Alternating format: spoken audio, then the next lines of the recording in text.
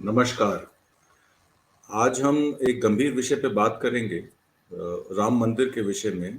Supreme court ने 9 नवंबर 2019 को एक वर्डिक्ट दिया था जिसमें राम जन्मभूमि ट्रस्ट को राम मंदिर बनाने की इजाज़त दे दी गई थी और सुन्नी वक्फ बोर्ड को और जो भी अलग दूसरे उसमें निर्मोही अखाड़ा और बाकी लोग थे उनको कॉम्पनसेट करके उस ज़मीन से जो है वो अलग कर दिया था। उसके बाद कई सीरीज ऑफ इवेंट हुए जिसमें ज़मीन के खरीदो फरोख्त को लेकर बहुत सारी मिसएप्रोप्रिएशन और इम्प्रोप्राइटरी की खबरें भी आ रही हैं और हम लोग उस विषय में आज बात करेंगे। कल एक प्रेस कॉन्फ्रेंस भी थी, एक ऑपोजिशन पार्टी कांग्रेस की मैंने देखी, उसमें भी उस बात को लेकर, उससे पहले संजय सिंह आम आदमी पार्टी के राज्यसभा के मेंबर पार्लियामेंट, उन्होंने भी इस बात को उठाया था। तो इस विषय पे हम गंभीरता से बात करेंगे। एक प्रेस आर्टिकल भी आया है इंडियन एक्सप्रेस का परसों, जिसमें उन 15 लोगों के नाम दिए गए हैं जो वहाँ पे कार्य व्यवस्था देख रहे थे, प्रशासन के लोग थे और प्रशासन के लोगों ने भी वहाँ इस तरीके से ज़मीनों की सौदेबाजी की है, जिस पे एक गंभीर आरोप निकल के आ रहा है कि प्रशासन और सरकार इस पे अंकुश क्यों नहीं लगा पा रही है और जिस तरीके से ये राम जन्मभूमि को लेकर और राम के नाम पर ऑर्गेनाइज्ड लूट मची हुई है, उस लूट को कैसे कंट्रोल किया जाए, इस विषय में हम आज लोग बात करेंगे। सबसे पहले मैं आपको ये बता दूं कि एक खबर आई थी 15 नवंबर 2017 में, करीब 12,000 स्क्वायर मीटर जगह एक प्लॉट खरीदा गया, 2 हेक्टेयर का और 3.5 हेक्टेयर का प्लॉट था, जिसमें 12,000 स्क्वायर मीटर जगह जो थी वो 2 करोड़ रुपए में उसी समय खरीदी गई और उसको करीब 8 करोड़ रुपए में जो है राम मंदिर ट्रस्ट को बेच दिया गया। उसमें चंपत राय जी वहाँ के सेक्रेटरी थे राम मंदिर ट्रस्ट, उनका नाम निकल के आया कि उन्होंने वो जमीन 8 करोड़ रुपए में खरीदी, जिसका सौदा जो था वो 2 करोड़ रुपए में 2017 में हुआ था, पर रजिस्ट्री उसकी उसी टाइम हुई जिस टाइम वो बेची गई और स्टैम्प पेपर भी उसके खरीदे गए। पहले स्टैम्प पेपर राम मंदिर ट्रस्ट के खरीदे गए, उसके बाद सेल डीड बनाई गई और उसके बाद उसको तुरंत ट्रांसफर कर दिया गया। तो उसमें 22 अप्रैल 2018 में एक एफआईआर भी दर्ज हुई थी कि ये प्राइवेट प्रॉपर्टी नहीं है, पब्लिक प्रॉपर्टी है, ट्रस्ट की प्रॉपर्टी है और उसकी इंक्वायरी भी बिठाई गई। उस इंक्वायरी की कोई रिपोर्ट पब्लिक डोमेन में आई नहीं, तो अभी तक ये नहीं क्लियर हुआ कि उससे जो है उस इम्प्रोप्राइटरी को लेके हाँ, उत्तर प्रदेश के सीएम योगी ने ये भी कहा था कि हम उस पर इंक्वायरी बिठाएंगे और जो भी राजस्व का नुकसान हुआ है, स्टैंप ड्यूटी का नुकसान हुआ है, उसकी भरपाई पूरी की जाएगी। उसमें अभी तक क्या एक्शन लिया गया उसके विषय में अभी तक कोई बात नहीं हुई।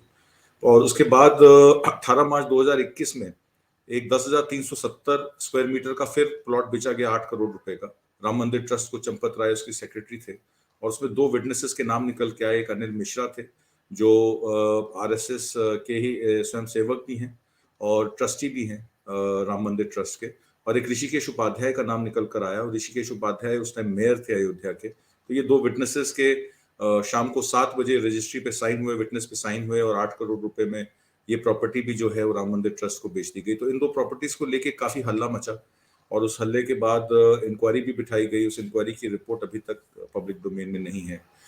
ऋषिकेश उपाध्याय के नेफ्यू हैं दीप नारायण उपाध्याय और वो बीजेपी आईटी सेल से भी ताल्लुक रखते हैं। 20 फरवरी 2021 में उन्होंने 20 लाख रुपए की एक जमीन खरीदी और सही 79 दिन बाद, उसके ठीक 79 दिन बाद उसको 2.5 करोड़ रुपए की राम मंदिर ट्रस्ट को बेच दी। और जो ये दीप नारायण उपाध्याय हैं, उन्होंने एक 676 स्क्वायर मीटर की ये जो साइन की थी, ये गिफ्ट डीड के द्वारा साइन की थी और उसको 2 करोड़ रुपए का इन्होंने, मतलब एक और प्लॉट था 676 स्क्वायर मीटर वर्ग का, उसको गिफ्ट डीड से इन्होंने अपने नाम कराया, उसके बाद उसको 2 करोड़ रुपए का बेच दिया। अब वो गिफ्ट डीड रजिस्टर्ड थी अनरजिस्टर्ड थी, इसकी अभी क्लैरिटी सामने नहीं आई है। उसके बाद एक और खबर इंडियन एक्सप्रेस में परसों छपी जिसमें कई सारे local MLAs, mayor, member of state OBC commission और वहाँ के डिप्टी कमिश्नर, वहाँ के डिस्ट्रिक्ट मजिस्ट्रेट, कई बड़े नाम निकल के आए हैं जिन्होंने वहाँ पे जमीन खरीदी है। डिविजनल कमिश्नर का नाम है, वहाँ के लोकल एसडीएम जो उस टाइम कार्यरत थे उनका नाम है, डिप्टी इंस्पेक्टर जनरल पुलिस का नाम है, सर्कल ऑफिसर वहाँ के रेवेन्यू ऑफिसर्स का नाम है, स्टेट इंफॉर्मेशन कमिश्नर का नाम है, जिन्होंने 5 किलोमीटर के रेडियस, राम मंदिर की जहाँ स्थापना हो रही है उसके 5 किलोमीटर के रेडियस के अंदर एक जगह है, वहाँ पे उस जगह का नाम है बम्हेटा करके जगह है, मैं अभी आपको उसका नाम बताता हूँ, बरहेटा मांझा के नाम से जगह है और वो एक ट्रस्ट वहाँ पे बनाया गया, महर्षि रामायण विद्यापीठ ट्रस्ट। बड़ी इंटरेस्टिंग सी बात है कि ये जो महर्षि रामायण विद्यापीठ ट्रस्ट है इन्होंने दलितों के गांव में जाके, मतलब 5 किलोमीटर राम मंदिर से दूर दलितों के गांव पड़ते हैं, दलितों के गांव में जाके दलितों की जमीन खरीदी। मैं आपको बता दूं कि एक लॉ है यूपी में और स्टेट्स में कि अगर 3.5 बीघे से ज्यादा आप दलित की जमीन नॉन दलित खरीदता है तो लोकल डिस्ट्रिक्ट मजिस्ट्रेट से परमिशन लेनी पड़ती है। पर इस ट्रस्ट ने क्या किया कि एक दलित एम्प्लॉय को, रंगोई करके उसका नाम था, उसको दलित एम्प्लॉय को के नाम से वो जमीन जो है दलित से दलित को खरीदवा के और उसको अपने नाम गिफ्ट डीड करा ली। और वो गिफ्ट डीड मतलब समझिए 6,38,000 रुपए की टोटल सौदा हुआ। वहां पे करीब 17 बीघे जमीन का, 21 बीघे जमीन का करीब 70,000 स्क्वायर मीटर जगह वो पड़ती है। 70,000 स्क्वायर मीटर जगह, 21 बीघे जमीन वो दलित गांव से खरीद के और उसको अपने नाम इलीगली अपना वो दान पत्र करा लिया, उसको अपने नाम दान करा लिया। और वो कि जिसको अनरजिस्टर्ड गिफ्ट डीड भी कहा जा सकता है, क्योंकि उसमें राजस्व का भी नुकसान हुआ सरकार को और एक इलीगल तरीके से वो जमीन खरीदी गई। इसके खिलाफ एफआईआर भी दर्ज हुई लोकल डिस्ट्रिक्ट मजिस्ट्रेट ऑफिस में। अनुज जैन थे उस टाइम डिस्ट्रिक्ट मजिस्ट्रेट उनके ऑफिस में। उन्होंने एआरओ को, असिस्टेंट रेवेन्यू ऑफिसर को इस काम में लगा दिया। और मजे की बात यह है कि अनुज जैन के फादर ने भी उस ट्रस्ट से जमीन खरीदी, अपना प्राइवेट प्लॉट खरीदा घर बनाने के लिए। और वो जो एआरओ थे उनके कानूनगो, पेशगार और सर्कल रेवेन्यू ऑफिसर, सबने वो जमीनें उसी मतलब जो एक्यूज्ड पार्टी थी, एक्यूज्ड पार्टी से जमीनें खरीद के सौदेबाजी की गई। अब मेरी समझ में ये नहीं आ रहा कि जब डिस्ट्रिक्ट मजिस्ट्रेट एक इंक्वायरी बिठा रहे हैं तो अपने फादर को उसी ट्रस्ट से प्लॉट क्यों दिलवा रहे हैं। ये एक बड़ा इंटरेस्टिंग विषय है कि जो इंक्वायरी कर रहा है वही एक्यूज से प्लॉट भी खरीद रहा है अपने नाम। और मुझे लगता है कि ये कहीं ना कहीं एक रिश्वतखोरी को भी दिखाता है कि जिसके खिलाफ इंक्वायरी हो रही है उससे आप सौदेबाजी कैसे कर सकते हैं। यूपी गवर्नमेंट ने यहाँ तक कहा कि वो एक इंक्वायरी बिठाएगी इस मामले में, पर मामला ये है कि उसमें अब देखिए बड़े बड़े लोग इन्वॉल्व हैं। सेक्रेटरी राम मंदिर ट्रस्ट के इन्वॉल्व हैं उसमें, आपके ये क्या नाम है, मेयर इन्वॉल्व है उसमें, आपके डिस्ट्रिक्ट मजिस्ट्रेट की फैमिली इन्वॉल्व है उसमें, आपका सर्कल ओबीसी कमीशन के, स्टेट ओबीसी कमीशन के हेड इन्वॉल्व हैं उसमें, आपके डिविजनल कमिश्नर इन्वॉल्व हैं, एसडीएम इन्वॉल्व हैं, inspector general of police involve हैं। इतने बड़े बड़े नाम जिस विषय में आ जाएं उसमें एक रेवेन्यू सेक्रेटरी लेवल का आदमी कैसे इंक्वायरी करेगा। रेवेन्यू सेक्रेटरी जो है, special secretary department of revenue को ये इंक्वायरी दी गई है। ये मामला रेवेन्यू का नहीं है, ये मामला राजस्व के सिर्फ नुकसान का, स्टैम्प ड्यूटी चार्जेस और इनकम टैक्स का नहीं है। ये मामला इम्प्रोप्राइटरी का है कि जिन दलितों की जमीनों को आपने इलीगली हथिया लिया उसकी बंदर बांट कैसे हो गई। उसकी बंदर बांट की गई वहां पे प्रशासन के द्वारा, प्रशासन के लोगों के द्वारा, प्रशासन में ही बंदर बांट की गई।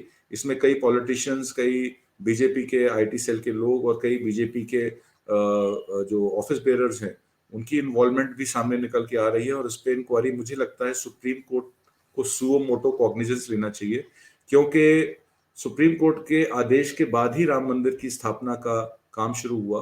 तो मेरा मानना यह है कि अगर सुप्रीम कोर्ट के आदेशानुसार अगर कोई इसमें गड़बड़ी पाई जाती है तो सो मोटो कॉग्निजेंस सुप्रीम कोर्ट को लेकर इस पे एक हाई लेवल सुप्रीम कोर्ट या हाई कोर्ट के रिटायर्ड जज की कमेटी बिठा के एक एसआईटी बिठानी चाहिए।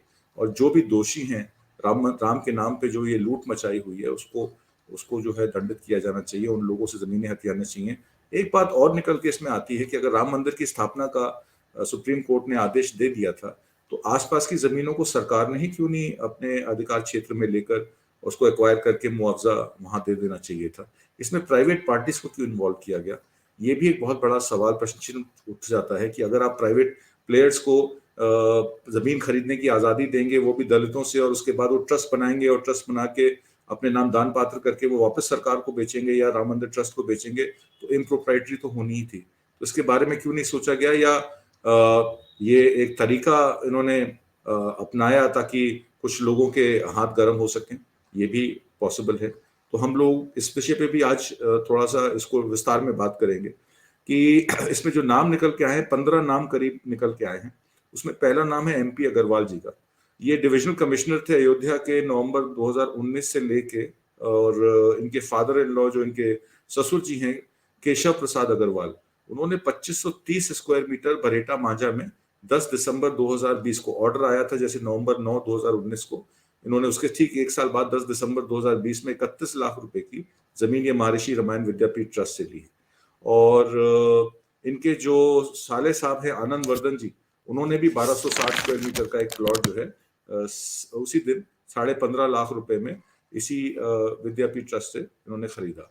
और उनकी जो वाइफ थी MP अग्रवाल जी की, वो पार्टनर हैं उनके अपने फादर और अपने भाई की फर्म में। तो बड़ा क्लियर कट केस है कि डिविजनल कमिश्नर की इन्वॉल्वमेंट इसमें निकल के आती है। एक पुरुषोत्तम दास गुप्ता जी हैं, चीफ रेवेन्यू ऑफिसर थे अयोध्या के 2018 20 जुलाई से लेके 10 दिसंबर 2021 तक, और वो अभी करंटली ADM हैं गोरखपुर में, एग्जीक्यूटिव ADM हैं। उनके भी रिश्तेदार हैं अतुल गुप्ता, उनकी वाइफ तृप्ति गुप्ता हैं। उन्होंने किसी अमरजीत यादव के साथ मिलकर वहां 1130 स्क्वायर मीटर बरेटा मांझा में ही 12 अक्टूबर 2021 में 21,88,000 रुपए की उसी ट्रस्ट से जमीन खरीदी, जिसके खिलाफ DM ने इंक्वायरी बिठा रखी थी। और एक नाम निकल के आ रहा है, वहां पे लोकल MLA हैं गोसाईगंज के अयोध्या के, इंद्र प्रताप तिवारी। उन्होंने भी 2593 स्क्वायर वर्ग जगह बरमेटा में नवंबर 18 2019 में 30 लाख रुपए की उसी ट्रस्ट से दोबारा ली। और मार्च 16 2021 में उनके रिश्तेदार थे राजेश कुमार मिश्रा, उन्होंने एक राघव आचार्य के साथ मिलकर 6320 स्क्वायर मीटर, छोटा प्लॉट नहीं होता, काफी बड़ा साइज है, 6320 स्क्वायर मीटर वही जमीन उन्होंने उसी जगह पे 47,40,000 रुपए की खरीदी। और एक ट्रस्ट भी, एक उसी MLA से एक ट्रस्ट जुड़ा हुआ है जिसका नाम है मान शारदा सेवा ट्रस्ट। मतलब कि दो रिश्तेदारों ने तो उन्होंने खुद भी जमीन खरीदी 2593, फिर उनके रिश्तेदारों ने खरीदी 6320, और उसके बाद उनका एक ट्रस्ट है मान शारदा सेवा ट्रस्ट जिसके वो ट्रस्टी हैं, उन्होंने भी 9860 स्क्वायर मीटर जगह उस जगह पे 73,95,00,000 रुपए की जगह ली। मतलब कुल मिलाकर अगर माने तो इसमें 17 एकड़ 15 लोगों ने सिर्फ 15 लोगों ने 17 एकड़ जमीन, जो कि 70,826 स्क्वायर मीटर वर्ग की जगह बनती है, इन्होंने खरीदी। और वो खरीदने के बाद वो उसमें कुछ सौदे किए गए राम मंदिर ट्रस्ट के साथ, राम मंदिर ट्रस्ट तीर्थ क्षेत्र ट्रस्ट के साथ, जो कि 70 एकड़ जिन्होंने एक्वायर किया है फरवरी 2020 ऑनवर्ड्स। तो कहीं ना कहीं राम जन्मभूमि तीर्थ क्षेत्र ट्रस्ट जो फरवरी 2020 से जमीन खरीद रहा है, 70 एकड़ जमीन उसने खरीदी, उसमें दलितों के गांव में जमीन खरीदी गई। एक वहां पे वेद प्रकाश गुप्ता लोकल MLA हैं, उनके भतीजे ने तरुण मित्तल, उन्होंने भी 5,174 स्क्वायर मीटर जगह वहीं पे खरीदी नवंबर 21 2019 में 1,15,00,000 रुपए की। और दिसंबर 29 2020 में उन्होंने 14,860 स्क्वायर मीटर की महेशपुर गोंडा अक्रॉस, मतलब वहां पे 5 किलोमीटर वहां जो टेम्पल साइट है वहां से वहां जगह ली। स्टेट OBC कमीशन के जो कमिश्नर, जो स्टेट OBC कमीशन के जो तो हेड थे, उन्होंने भी वहां जमीन खरीदी। जब उनसे पूछा गया कि जमीन आपने किस लिए खरीदी, तो कहा मैं होटल बनाऊंगा। मतलब दलितों के गांव में होटल बन रहे हैं, बड़े बड़े धर्मशालाएं और रहने के और खाने पीने के स्थान बन रहे हैं। मतलब किस तरीके से एक एडवेंचर टूरिज्म का ये वहां पे जो बनाया जा रहा है, तो काफी सारी चीजें निकल के आती हैं। एक दीपक कुमार है डिप्टी IGP, वहां पे डिप्टी IGP थे 26 जुलाई 2020 से लेके मार्च 30 2021 तक। वो आजकल DIG अलीगढ़ हैं। उनकी वाइफ है, उनकी धर्म पत्नी की बहन है महिमा ठाकुर, उन्होंने भी 1,000 स्क्वायर मीटर का प्लॉट उसी जगह में 1 सितंबर 2021 को 19,75,000 का खरीदा। मतलब जब तक ये राम जन्मभूमि तीर्थ क्षेत्र ट्रस्ट जमीनें खरीद रहा था, 70 एकड़ एक्वायर कर रहा था, साथ ही साथ प्रशासन के अधिकारियों के फैमिली, उनके एक्सटेंडेड फैमिलीज, उनके बच्चे, उनकी वाइफ के, उनके ससुराल के लोग वहां पे जमीनें खरीद रहे थे। इसका मतलब है कि उनको पता था कि ये जमीनों के रेट बढ़ने वाले हैं, और बगैर रसूख के तो ये चीजें होती नहीं है, आप लोग सब जानते हैं। ऋषिकेश उपाध्याय जो मेयर थे अयोध्या के, उनका भी नाम निकल के आया है इस 15 की लिस्ट में। वो मेयर होने के बावजूद उन्होंने 1480 स्क्वायर मीटर प्लॉट एक खरीदा सितंबर 18 2019 में 30 लाख रुपए का। और जुलाई 9 2018 में, उससे ठीक 1 साल पहले वो मैनेजर थे परमहंस श्री कृष्ण प्रतिष्ठान महाविद्यालय, उन्होंने वहां पे उस महाविद्यालय के नाम से 2530 स्क्वायर मीटर जगह ली। जब उनसे पूछा गया कि ये जगह आपने किस लिए ली है, तो कहते मैं स्कूल कॉलेज बनाऊंगा। अब इस बात में कितनी सच्चाई है, एक काजीपुर चितवन नाम से जगह है, वो मंदिर की साइड से कुछ दूरी पे है, 1 करोड़ रुपए की जमीन इन्होंने खरीदी। अब वो स्कूल बनाएंगे या वो राम मंदिर ट्रस्ट को वो जमीन बेचेंगे, ये तो वही जानते हैं। वहां पे एक SDM थे आयुष चौधरी, जो मई 28 2020 में उन्होंने भी 5,350 स्क्वायर मीटर वहां बिरौली करके जगह है, 17,66,000 में खरीदी। और एक उनके कजन है शोभिता रानी, उन्होंने 1130 स्क्वायर मीटर का अलग से मालीपुर में प्लॉट लिया। तो ये बहुत सारी चीजें निकल के आई। Member OBC commission Balram Maurya ने 9,375 स्क्वायर मीटर जगह ली फरवरी 28, 2020 में महेशपुर में। और जब उनसे पूछा गया तो क्या करेंगे, 50 लाख की जगह ली, तो कहा कि मैं उसमें होटल बनाऊंगा, 5 स्टार होटल बनाऊंगा, जब लोग आएंगे तो कहाँ रहेंगे। तो अच्छा, इसमें जो एआरओ ऑफिसर्स है, असिस्टेंट रिकॉर्ड ऑफिसर, जिनको डीएम अनुज जैन ने कहा था इंक्वायरी करने के लिए, उनके पेशकार का भी नाम है, उनके पेशकार ने भी एक 350 स्क्वायर मीटर का प्लॉट लिया। उनके कानून को जो रेवेन्यू रिकॉर्ड्स देखते हैं, उन्होंने भी अपने परिवारजनों के नाम से एक प्लॉट लिया हुआ है। और कल अयोध्या के जो डीएम रहे अनुज जैन, उनकी भी बात निकल के आएगी, जिन्होंने 21 बीघे कंप्लेंट थी कि दलितों के गांव में, वहां पे जो है दलितों को गांव में गलत तरीके से एक दलित नाम से प्रॉपर्टी खरीदी गई, उसको दीपदान करके इस सोसाइटी को, इस ट्रस्ट को दे दिया गया। उनका भी निकल के आया कि मई 28, 2020 में उन्होंने भी 320 स्क्वायर मीटर का एक प्लॉट मुगलपुरा अयोध्या में, बद्रीनाथ उनके फादर हैं अनुज झा जी के, उसका एड्रेस बिहार का दिया हुआ है, उन्होंने 23,40,000 का 320 स्क्वायर मीटर का प्लॉट भी लिया। वो डीएम थे फरवरी 21, 2019 से अक्टूबर 23, 2021 तक, और अब वो डायरेक्टर पंचायती राज हैं, लखनऊ में हैं। तो इस तरीके से डीएम भी इन्वॉल्व हैं इसमें स्टेट कमिश्नर भी इन्वॉल्व हैं, इसमें रेवेन्यू ऑफिसर्स भी इन्वॉल्व हैं, इसमें कई लोग इन्वॉल्व हैं। तो जिस तरीके से ये ऑर्गेनाइज लूट की जा रही है, और 6,38,000 की जो लैंड परचेज की गई उस दलित के गांव में, जिसको एक दलित के नाम दिखाई गई खरीद, और उसकी जमीन की वैल्यू अगर हम ये सब टोटल कर ले तो करीब 8.5 करोड़ से 9.5-10 करोड़ रुपए की ये प्रॉपर्टी निकल के आती है। मतलब 6,38,000 में खरीदी जमीन आज 9.5-10 करोड़ रुपए की हो गई।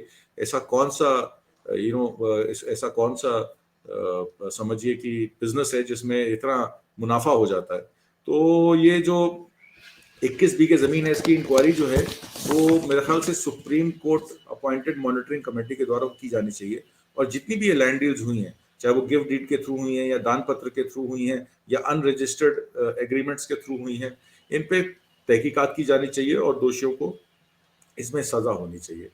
इसके बावजूद अगर मैं एक और बात करूं आज की खबर की, तो एक चीज और निकल के आई आज कि दिसंबर 17 से 19 जब ये सब चल रहा था, जब ये सब खबरें आ रही थी, तो हरिद्वार में एक संसद लगाई गई, संतों की संसद लगाई गई। पहले भी कार्यक्रम हो चुके हैं कई जगहों पर। ये किसी तरीके से किसको कह दिए कि फैक्ट्री लगाई जा रही है हिंदू मुसलमान झगड़े करवाने की।